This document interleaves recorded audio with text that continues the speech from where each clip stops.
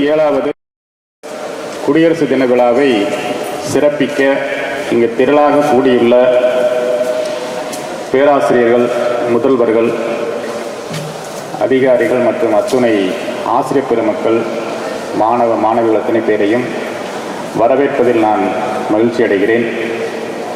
இன்றைய தினம் நம்முடைய இந்திய நாட்டினுடைய அரசுரிமையை ஆட்சி செய்பவர் யார் என்பதை மக்களால் நேரடியாகவோ அல்லது மறைமுகமாகவோ தேர்ந்தெடுக்கலாம் என்கிற ஒரு ரிபப்ளிக் கொள்கையினை பல சட்டதிட்டங்களை வகுத்து நம்முடைய நாட்டு மக்களுக்காக, நம் நாட்டு மக்களினுடைய உரிமைகள் என்ன, அதை என்ன மாதிரியான செயல்பாட்டு முறைகள் இருக்கிறது என்பதை constitution of India was framed and it was put in action or established on this day. அதை நினைவு கூறும் விதமாக நம் பாரத தேசத்தில் எல்லா இடங்களிலும், அனைத்து தலைநகரங்களிலும் அரசியல்வாதிகளும், கல்வி நிறுவனங்களும், பல்வேறு நிறுவனங்களும் அடிக்கடி இதை ஞாபகப்படுத்திகிட்டே இருக்க வேண்டியது இருக்குது. நம்ம குடியரசு ஆட்சி செய்கிறோம், நமக்கான தலைவர்களை, ஆட்சியாளர்களை நாமே தேர்ந்தெடுத்து கொள்ளக்கூடிய உரிமையினை பெற்றிருக்கிறோம், அதற்கான சில வழிமுறைகளை நாம் வகுத்திருக்கிறோம் என்பதை அடிக்கடி நினைவு கூறும் விதமாக அதை அமலுக்கு வந்த இந்த குடியரசு தின விழாவினை நாம் 77வது முறையாக இந்த 77வது குடியரசு தினத்தை இங்கு கொண்டாடி கொண்டிருக்கிறோம்.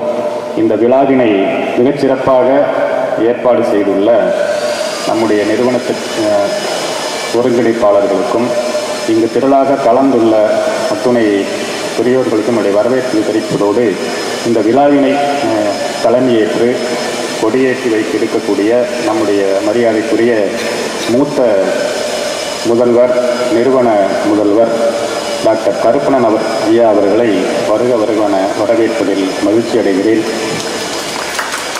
நம்முடைய அத்துணை செயல்களுக்கும் ஒருங்கிணைந்து ஒத்துழைப்பு நல்கி இந்த நிறுவனத்தை நம்முடைய மரியாதைக்குரிய ஐயா அவர்களின் ஆசீர்வாதத்துடன், அவருடைய இசைவுடனும் செயல்படுத்தி கொண்டிருக்கக்கூடிய நம்முடைய ஆர்விஎஸ் எஜுகேஷனல் ட்ரஸ்டி, நம்முடைய கல்வி நிறுவனங்களின் தலைமை என்ஜினியர் டாக்டர் பாலச்சந்தர் ஐயா அவர்களையும் இந்த விழாவிற்கு வருகை புரிந்தமைக்கு வருகிறவன வரவேற்பதில் மகிழ்ச்சி அடைகிறேன். மேலும் இந்த விழாவினை மிக சிறப்பாக பங்கெடுத்து கொண்டு ஒருங்கிணைத்த doctor Latha, principal, nursing institute, doctor Jayashree Rani, BEd principal, உடனிருந்து எங்களுக்கு அத்துணை ஒத்துழைப்புகளையும் நல்கி கொடுக்கக்கூடிய doctor Prabha madam, RVS management institutions, and doctor Porselvan, RVS homeopathy medical institution, மற்றும் திரளாக பங்கெடுத்து கொண்டிருக்கக்கூடிய அத்துணை பேராசிரியர் பெருமக்கள், ஆசிரியர் பெருமக்கள், ஒருங்கிணைத்து கொண்டிருக்கக்கூடிய நிகழ்ச்சியினை ஏற்பாடு செய்திருக்கக்கூடிய விளையாட்டுத்துறை டைரக்டர்ஸ், பிசிக்கல் டைரக்டர்ஸ் அத்தனை பேரையும் என்னுடைய சார்பிலும் நம்முடைய கல்வி நிறுவனங்களின் சார்பிலும் வரவேற்பதோடு, இது போன்ற ஒரு சிறப்பான நிகழ்ச்சியினை எங்களுக்கு ஏற்பாடு செய்து நடத்த அனுமதி அளித்த எங்களின் மரியாதைக்குரிய டாக்டர் கேவி குப்புசாமி சேர்மன் ஐயா அவர்களுக்கு என்னுடைய நன்றியினை தெரிவித்து, இந்த பாரத தேசத்தின் பெருமையும் அந்த நாட்டினுடைய உயர்வும், அந்த சட்டத்திட்டங்களை குடிமக்களாகிய நாம் எவ்வளவு முன்னிணைப்புடன், அதாவது எந்த ஒரு இன்வால்மெண்ட்டோடு நாம் அதை ஃபாலோ பண்ணுறங்கிற பொறுத்து தான் நம்முடைய நாட்டின் வளர்ச்சி இருக்கிறது. இது பல்வேறு வேறுபட்ட சமூக அமைப்புகள், கலாச்சாரங்களை கொண்ட நாடு. அது ஒருங்கிணைந்து ஒற்றுமையாக இருக்கிறது என்றால் அந்த சட்டத்திட்டங்களை அனைவரும் மதிப்பதாலேயே தான் அந்த மரியாதை, அந்த மதிப்பு இந்த மாணவ சமுதாயத்தை என்றும் சென்றடைய வேண்டும். நம்முடைய தேசத்தின் சட்டங்கள், நம்முடைய தேசத்தினுடைய சட்டத்திட்டங்களை மதிப்பதால் மட்டுமே ஒரு சிறப்பான தேசமாக நம்முடைய நாடு ஒரு வளர்ந்த நாடாக வரும் ஆபத்தில் கொள்ள வேண்டுமாய் என்னுடைய சார்பிலும் அனைவரின் சார்பிலும் வலியுறுத்தி இந்த வரவேற்பை நல்க வாய்ப்பளித்த ஒருங்கிணைப்பாளருக்கு நன்றி கூறி, மீண்டும் ஒரு முறை குடியரசு தின விழா வாழ்த்துக்களை கூறி அமைகிறேன். நன்றி, வணக்கம்.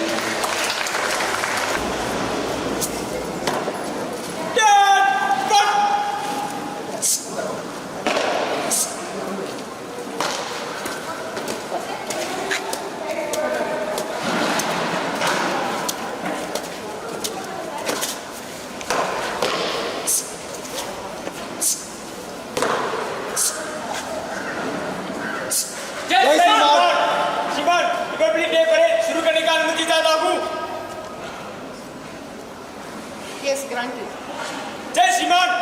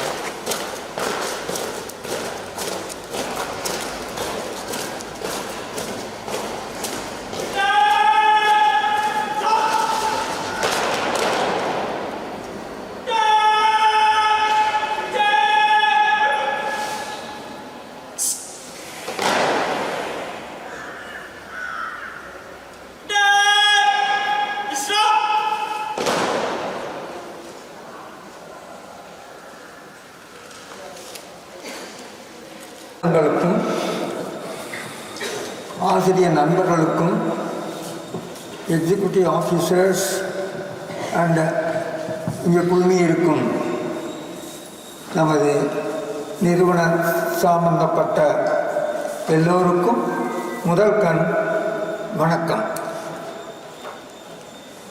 நமது சேர்மன் ஐயா அவர்கள் ஆசியுடன் இந்த விழாவை துவக்கி வைக்க ஒரு வாய்ப்பு கிடைத்தமைக்கு கடவுளுக்கு நன்றி கூறிக்கொள்கிறேன்.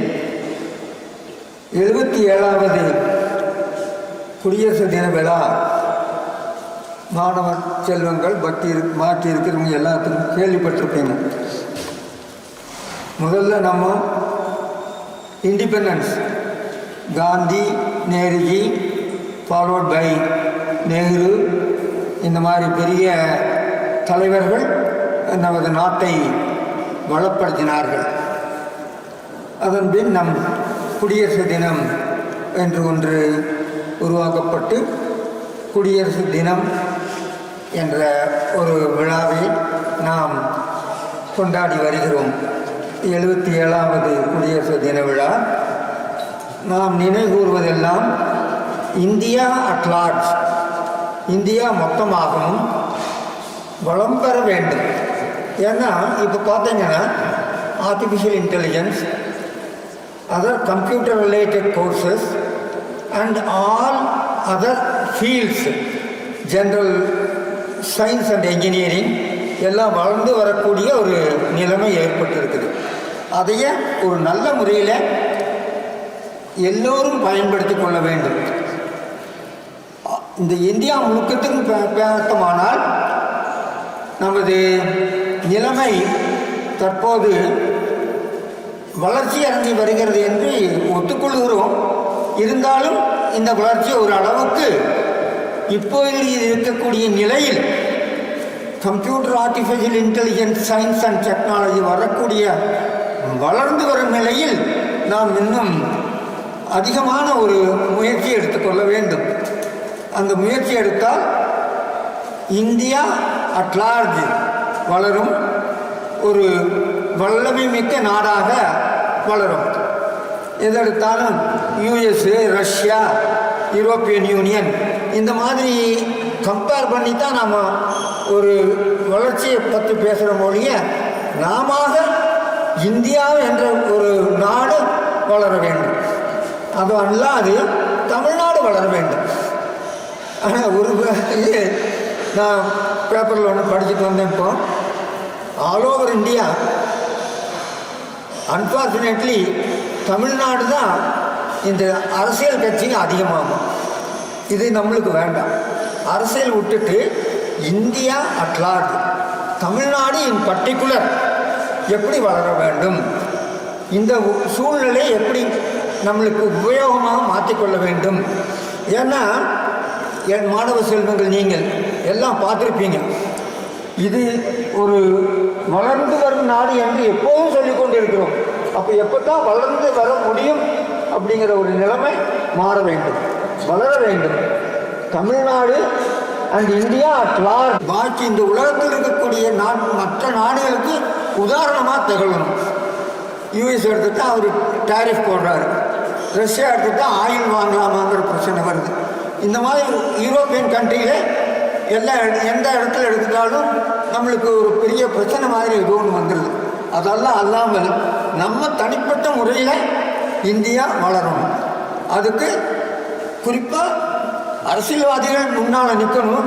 பாக்கி இருக்கிற மக்களும் இன்க்ளூடிங் குழந்தைகள், மாணவர்கள் எல்லாம் இந்த நாடு வளர வேண்டும் அப்படின்னு ஒரு பிரார்த்தனை செய்து கொள்ளுங்கள். என்னென்ன நடக்குதுங்கிறத டே டு டே அஃபேர்ஸை பாருங்கள். அது எப்படி மாறணும்?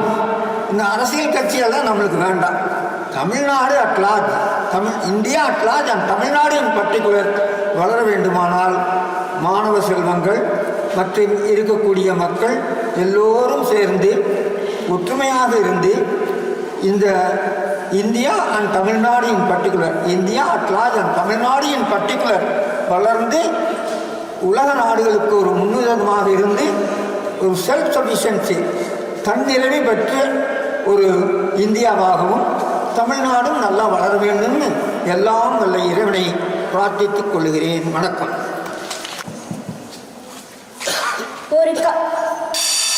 ஒரு கல்வி நிறுவனம் மாணவர்களை மட்டும் உருவாக்குவதில்லை, அது சமூகத்தின் எதிர்காலத்தை உருவாக்குகிறது. அத்தகைய உயரிய பணியை மேற்கொண்டு வரும் மாண்புமிகு நிறுவன தலைவர் அவர்களுக்கும், சிறப்பு விருந்தினர் அவர்களுக்கும், அனைத்து கல்லூரிகளின் முதல்வர்கள் அவர்களுக்கும், மதிப்பிற்குரிய பேராசிரியர்கள் அவர்களுக்கும், என் அன்பான மாணவ செல்வங்களுக்கும் என் இனிய வணக்கத்தையும் 77வது குடியரசு தின வாழ்த்துக்களையும் கூறி எனது உரையை துவங்குகிறேன். இன்று நாம் இங்கு கூடியிருப்பது ஒரு சாதாரண விழாவுக்காக அல்ல. இந்தியா ஒரு குடியரசாக மாறிய வரலாற்று சிற்பமிக்க நாளை நினைவு கூறுவதற்காக. 1946ஆம் ஆண்டு டிசம்பர் 12ஆம் நாள் ஒரு நிரந்தர அரசியல் அமைப்பை உருவாக்குவதற்கான வரைவு குழு உருவாக்கி அதன் தலைவராக B.R. அம்பேத்கர் நியமிக்கப்பட்டார். 2 ஆண்டுகள் 11 மாதங்கள் 18 நாட்களில் முழு இந்திய அரசியலமைப்பு திட்டம் எழுதி முடிக்கப்பட்டாலும் பொது திறந்த அமர்வுகளில் சந்தித்து அரசியலமைப்பின் ஏற்புக்கு முன்னதாக பல விவாதங்களும் நடைபெற்றன. கடைசியாக ஜனவரி 24ஆம் நாள் 1950ஆம் ஆண்டு 308 நாடாளுமன்ற உறுப்பினர்களின் ஒப்புதலுடன் ஆங்கிலம் மற்றும் இந்தி மொழியில் கையால் எழுதப்பட்ட பிறகுதான் நாம் பெற்ற குடியரசுக்கு வடிவம், வலிமை, அடையாளம் கொடுத்து இந்தியா ஒரு சுயாட்சி கொண்ட ஜனநாயக குடியரசு என்று அறிவிக்கப்பட்ட நாள்தான் 1950 ஜனவரி 26. நாட்டின் தலைநகரான தில்லியில் இந்திய பிரதமர் மறைந்த இந்திய படை வீரர்களுக்காக இந்திய கேட்டில் உள்ள அமர்ஜோதிக்கு வீரவணக்கம் செலுத்துவதில் தொடங்கி கடந்த ஆண்டில் நாட்டிற்கு மிக பெரும் சேவை புரிந்த படை வீரர்களுக்கான பதக்கங்களும் விருதுகளும் வழங்கப்படுவது வரை குடியரசு தினம் கோலாகலமாக கொண்டாடப்படும்.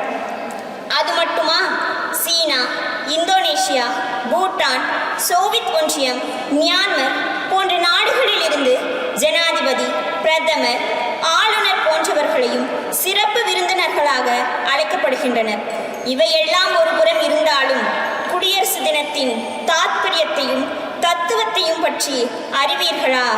அதாவது நம்மை யார் ஆள வேண்டும் என்று நாமே தீர்மானிப்பதுதான் குடியரசின் தாத்பரியம். தனிமனிதன் வேறு, சமுதாயம் வேறு என்பதை தாண்டி தனிமனிதன் சமுதாயத்தை சிந்திப்பதும் சமுதாயம் தனிமனிதனை சிந்திப்பதும் வேண்டும். ஒவ்வொரு குடிமகனும் தன்னை வளர்த்துக் கொள்வதுடன் சமுதாய வளர்ச்சிக்கும் பாடுபட வேண்டும் என்பதே குடியரசு தினத்தின் தத்துவம். இன்று நாம் பேசும் சுதந்திரம், அனுபவிக்கும் சமத்துவம், எதிர்பார்க்கும் நீதி எல்லாம் குடியரசு தினத்தின் வெற்றிதானே. இந்தியாவின் எதிர்காலம் இன்றைய இளைஞர்கள் கையில் உள்ளது. இங்கு யார் உயர்ந்தவர்களும் அல்ல, யாரும் தாழ்ந்தவர்களும் அல்ல.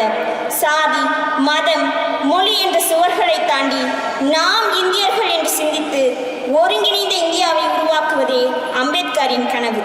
அகிம்சை வழியில் போராடிய அண்ணல் காந்தியும் அதிரடியாக போராடிய சுபாஷ் சந்திர போஸும் கண்டம் கடந்து கப்பல் ஓட்டிய வீரத்தமிழன் கிருஷ்ணபிள்ளையும் சிறையின் படியேறி தடியில் அடி வாங்கி யுத்தம் செய்து இரத்தம் சிந்திய தலைவர்கள் அனைவரின் சிந்தையிலும் நிரம்பியிருந்தது இந்த நாளுக்காகத்தான். அப்படிப்பட்ட உத்தம மனிதர்களின் இரத்தத்தின் விலைதான் இன்று நாம் காணும் மூவர்ண கொடி. அந்த கொடி காற்றில் பறப்பது ஒரு காட்சி அல்ல, அது நம் பொறுப்பை நினைவூட்டும் எச்சரிக்கை. இறுதியாக இமயத்தில் வட எல்லை, குமரியின் தென்னெல்லை, வீட்டுக்கு ஓர்வில்லை, அடிமைகள் இனி இல்லை. எங்கள் நாடு பொன்னாடு, எந்நாளும் எம்மோடு. கொள்ளை செய்வோரை பழி செய்வோம் பூண்டோடு.